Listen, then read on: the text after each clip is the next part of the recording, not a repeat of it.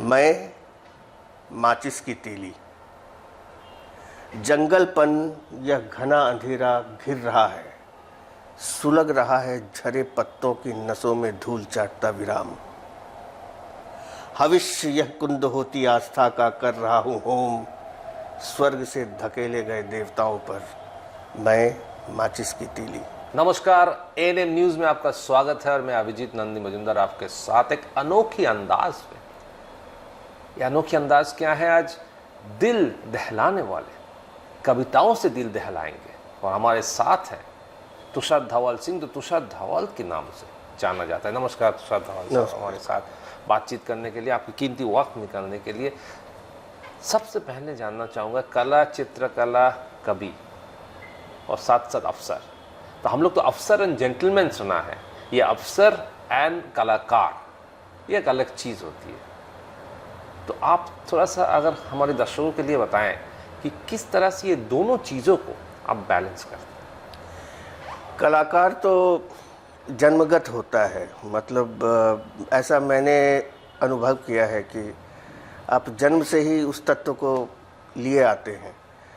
तो कोई कहे कि मैं कवि बन जाऊंगा बहुत अभ्यास करके, तो बन नहीं सकते। वो ठीक लिख लेगा अभ्यास से, लेकिन जो कवित्व होता है, जहाँ कविता उफान लेती है, कला, वह ईश्वर की दी हुई होती है, ऐसा मुझे लगता है। तो मैं, जैसे हम लोग मेरे डिपार्टमेंट में कहते हैं, you are born with a manufacturing defect.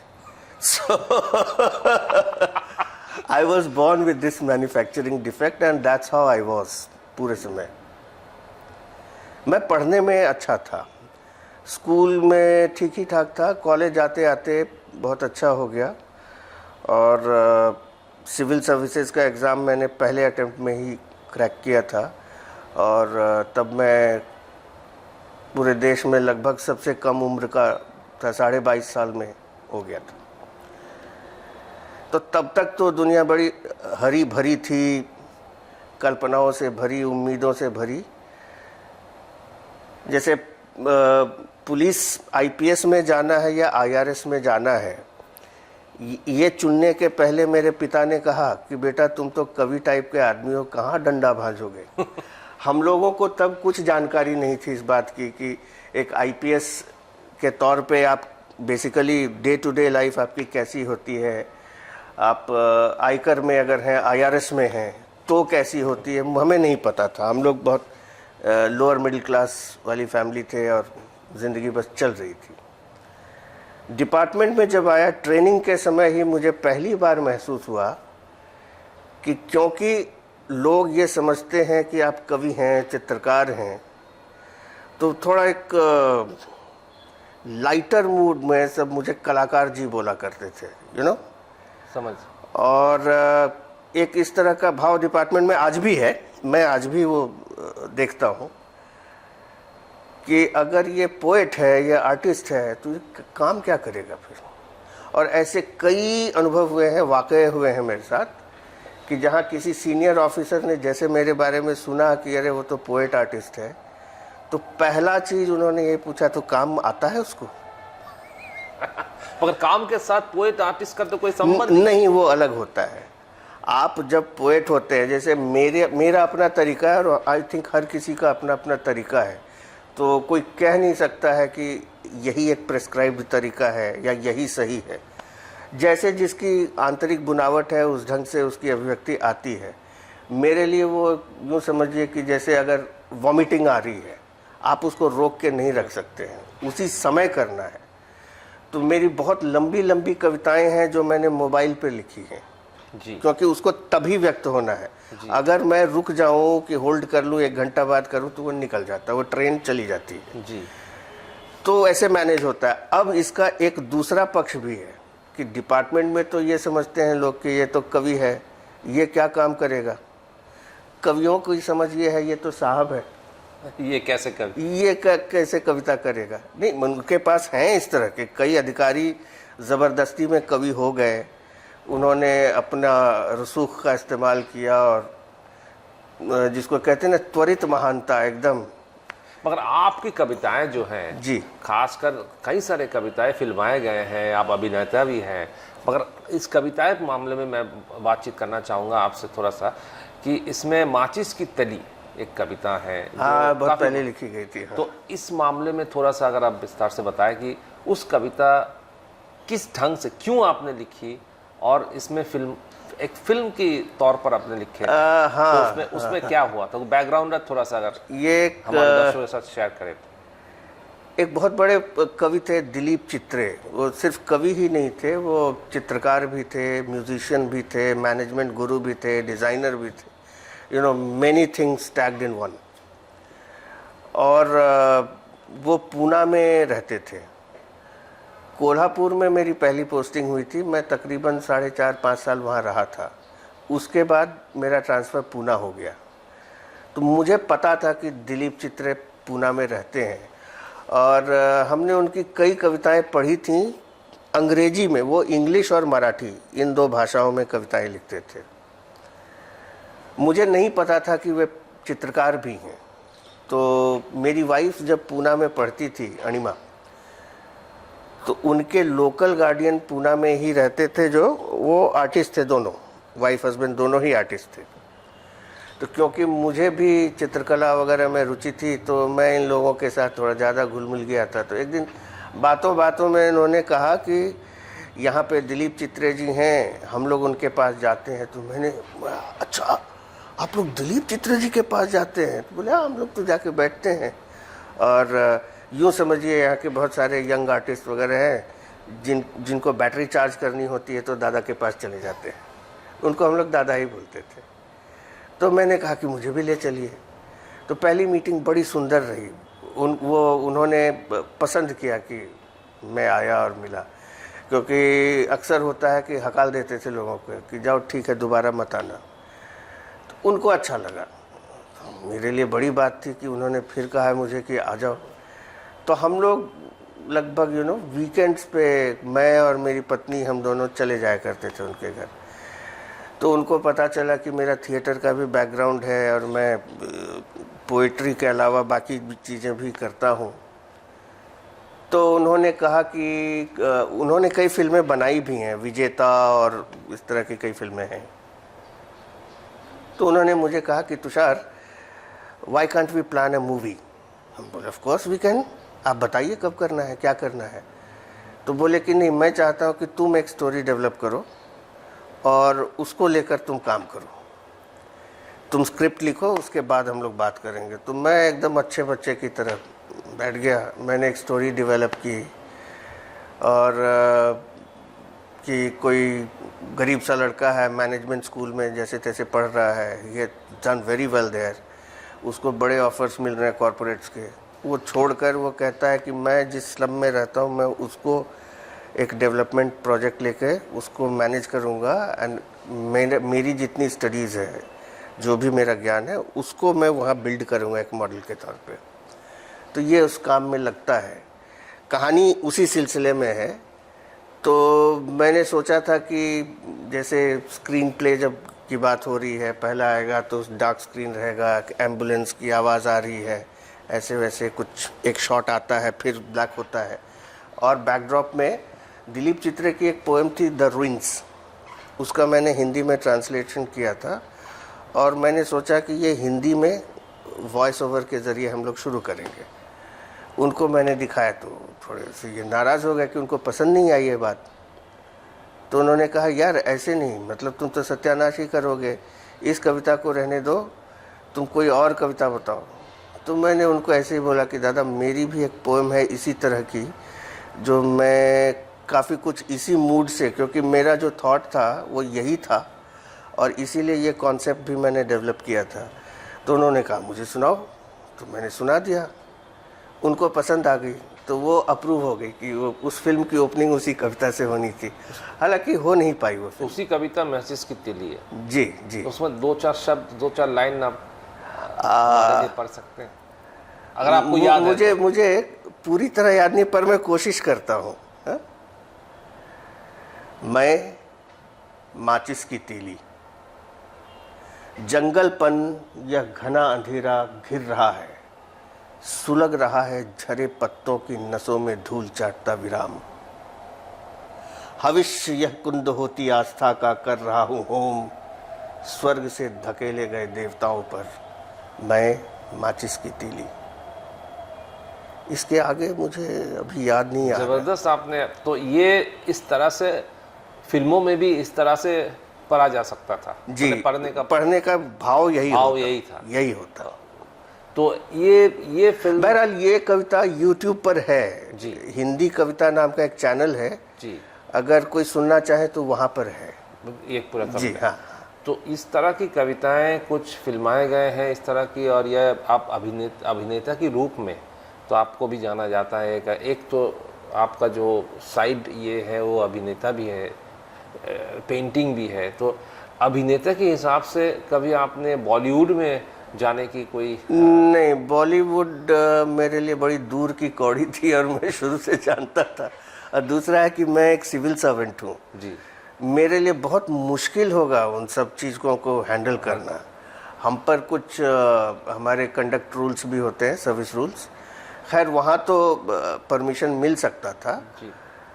पर मैं खुद जानता हूँ आदमी को पता होना चाहिए वो क्या कर सकता है और क्या नहीं करना चाहिए उसको। आप थिएटर तक मैं थिएटर तक सीमित रहा। मुझे थिएटर में बहुत मज़ा आता था।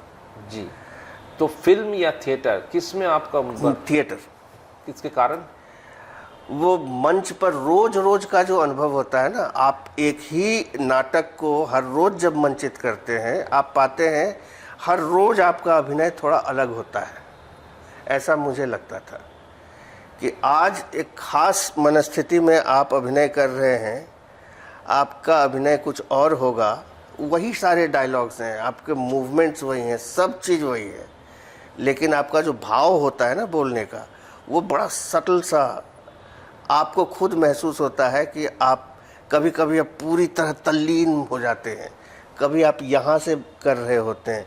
एक्टर भी तो एक ह्यूमन बीइंग है, एक व्यक्ति है, इंसान, मनुष्य है। तो आपने कितना स्टेज प्ले किए हैं?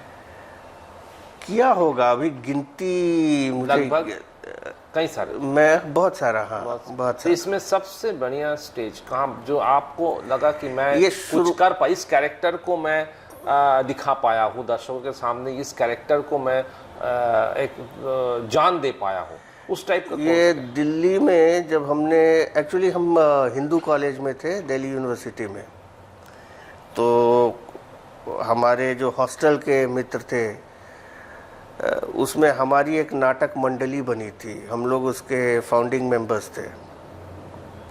इम्तियाज़ अली हमारा, वो जो आजकल फिल्मों का डायरेक्टर है, काफ़ी नामी, हमें बड़ा एक तरह से घमंड होता है उसको वहाँ देखकर, अच्छा लगता है। हमारा ही एक दोस्त वहाँ है, तो वो डायरेक्ट करता था प्राय, और हम लोग का अपना अपना बन गया था कि मैं एक एक्टर के तौर पर ही था और कभी कुछ गीत वीत लिखना हो तो वो मैं करता था।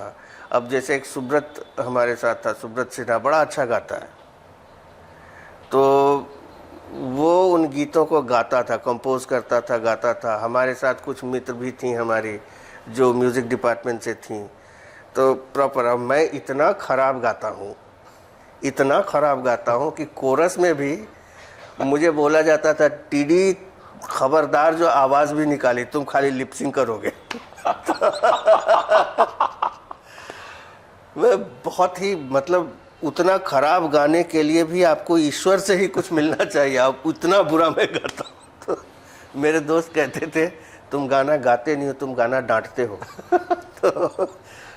तो सबका अपना अपना बना हुआ था। तो मैं उसमें एक अभिनेता के तौर पे था। तो शुरुआती दिनों में एक नाटक हमने किया था होली।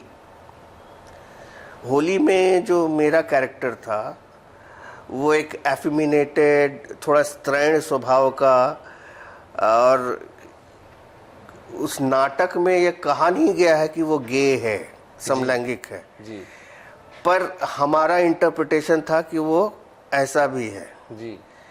तो वो हमारे किसी डायलॉग में नहीं आ रहा, लेकिन हमारे बॉडी लैंग्वेज में, मैं जैसे चलूँगा, मैं जैसे बातें करूँगा।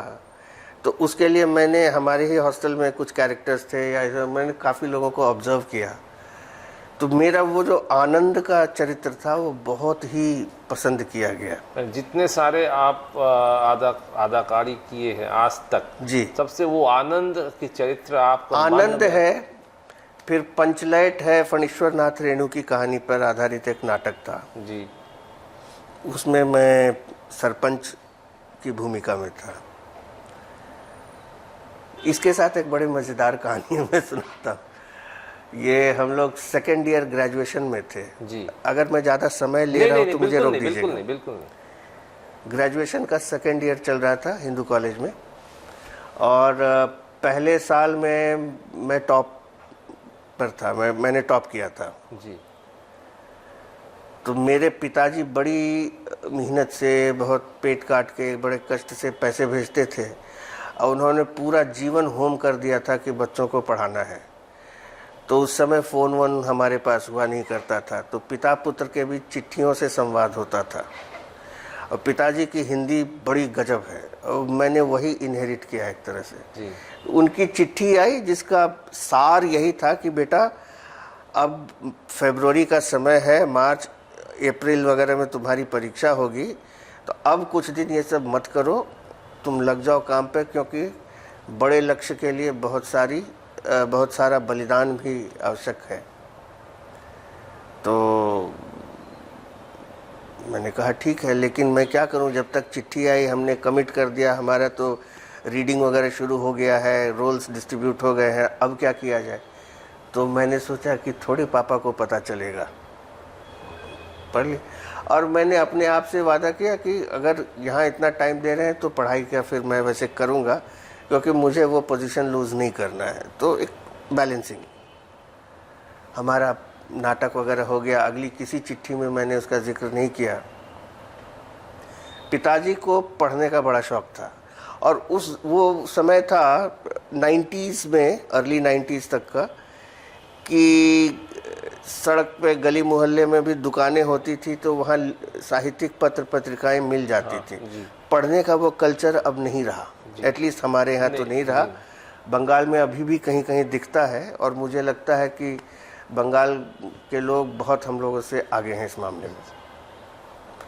तो साप्ताहिक हिंदुस्तान एक मैगज़ीन आया करती थी, उसके कवर पे हमारे प्ले का वो था, इब्तिदा द्वारा मेंशन। इब्तिदा हमारा ग्रुप का नाम था, और सेंटर स्प्रेड पर वो स्टोरी आई थी उसकी। उसमें तो सारी चीज़ें हैं। एक पैराग्राफ मेरे अभिनय पे बड़ा अच्छा लिखा गया था। पिताजी की चिट्ठी आई कि साप्ताहिक हिंदुस्तान का ये वाला अंक मैंने पढ़ा, उसमें तुम्हारे बारे में ये लिखा हुआ था, पढ़कर अच्छा लगा, किंतु चिंता हुई कि परीक्षा सिर पर है, तुम कर क्या रहे।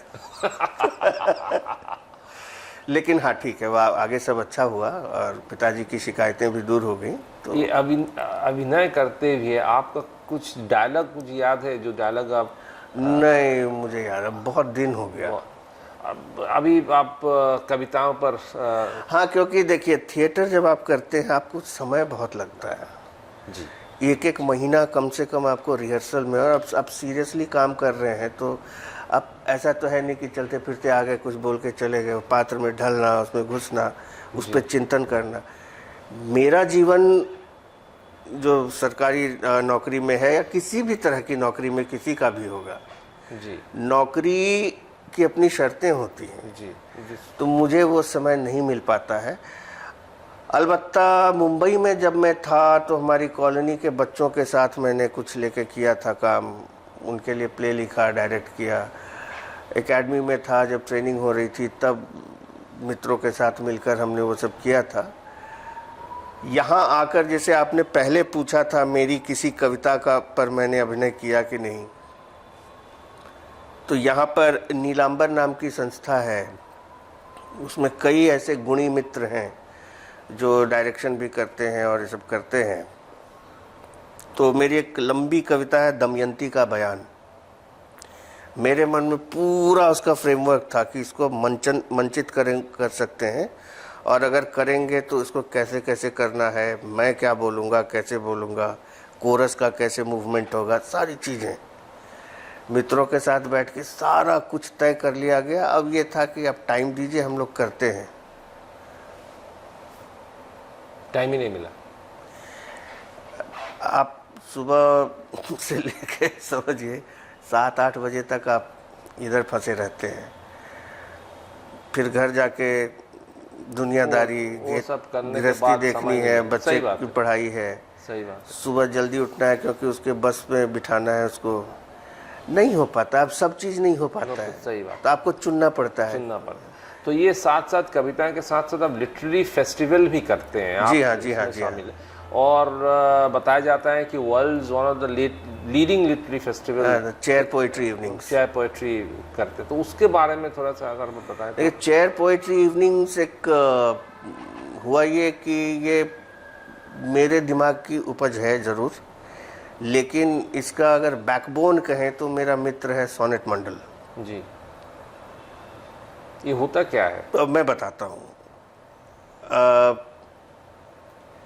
हमारा ऐसा एक ये हुआ कि हम लोग कई तरह के पोइट्री या लिटरेचर फेस्टिवल में बुलाए जाते थे, और मुझे हर बार जाके निराशा होती थी कि यार यहाँ साहित्य के नाम पे बहुत तरह की चीज़ें हो रही हैं। मतलब आप लिटरेचर अगर बोलें तो लिटरेचर बोलिए, नहीं तो इंटेलेक्चुअल या तमाम चीज़ें बोल सकते हैं।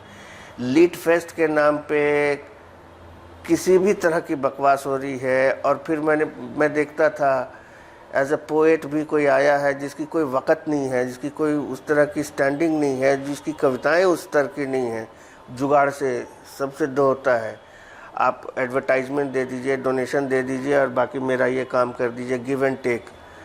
तो ना मुझे लगता था कि नहीं, अगर आप कविता का उत्सव कर रहे हैं तो यार उसको कविता का रहने दो, साहित्य का कर रहे हैं तो साहित्य का रहने दो, बाकी और विधाओं को जोड़ रहे हैं तो उसको उस तरह से करो। मेरे मन में आया कि हम लोग कविता का ही करेंगे और कुछ इस ढंग से करेंगे कि मेरा शुरू से रहता था कि जैसे आप पेंटिंग अगर करते हैं, एक पेंटिंग को अप्रिशिएट करने के लिए भाषा की ज़रूरत नहीं है। मुझे हमेशा ऐसे लगा है कि कविता को भी समझने के लिए भाषा एक लिमिट तक ही आपको हेल्प करेगी, उसके बाद उसके भावना, आप अगर उसके कोर को कनेक्ट कर चुके हैं तब फिर वो शब्द और ये सब झड़ जाते हैं। जैसे मेरी एक किसी कविता में मैंने लिखा था, मैं शून्य में लिखा एक वाक्य हूँ जिससे शब्दों की पपड़ियाँ झड़ रही हैं। जैसे दीवार की पपड़ी होती है ना, चूना उन्हें झड़ता है उसका क्रस्ट।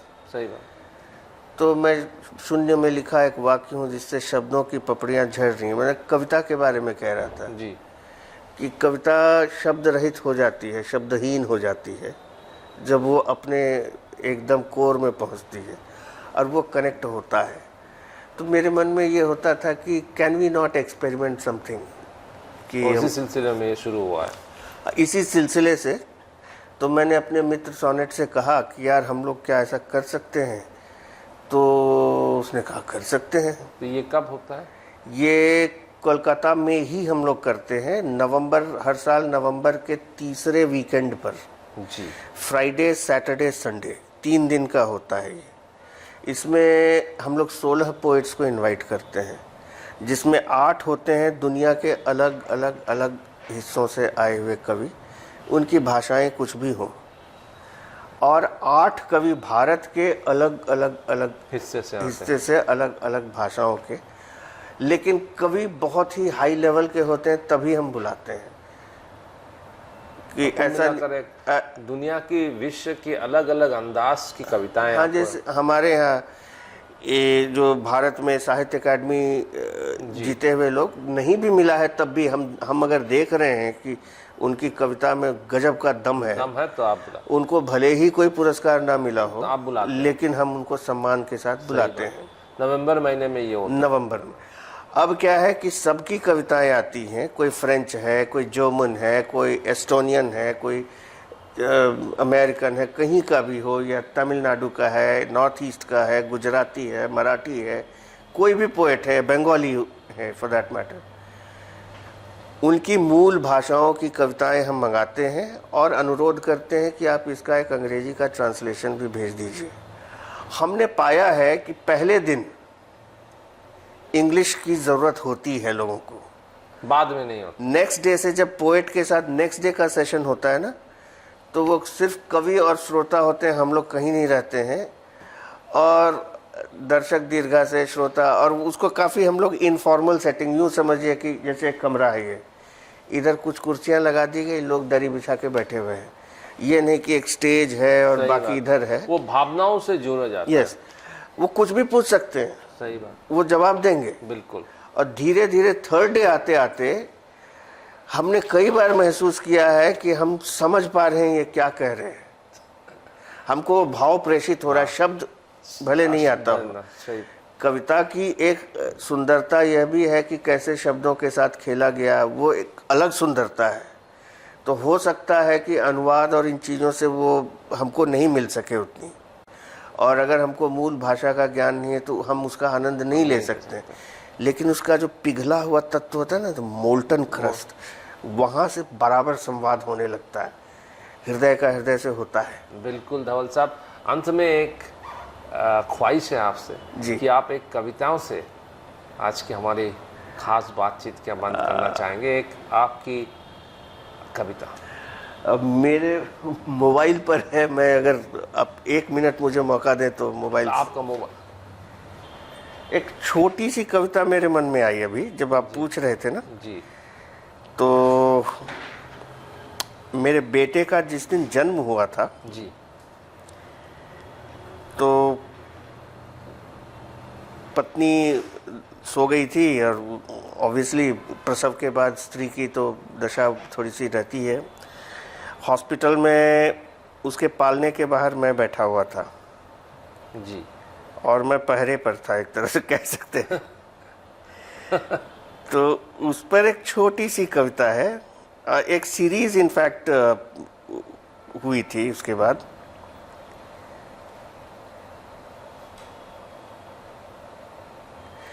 ये मेरे बेटे तत्सत के लिए है जी। और इस पे कई कविताएं बाद में होती गई हैं, एक सीरीज ही बन गई है। तुम्हारे पालने के बाहर, तुम्हारे पालने के बाहर एक रत जगह ऐसा भी है जिसमें रात नहीं होती,